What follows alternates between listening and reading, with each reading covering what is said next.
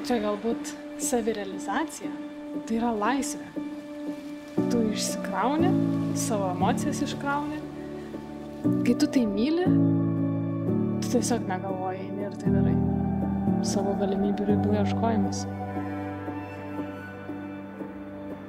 Turiu 2 dukras ir mano vyresnė jau 7 tuoj bus. Galbūt noriu, kad jinai turėtų tą vaikystę, kurios aš neturėjau vardant sporto, nes tikrai nuo 8 metų save atidaviau tam. Bet šitoje vietoje tikrai esu dėkinga tėvam, kurie mane vertė, nes galbūt nebūčiau čia, kur esu dabar.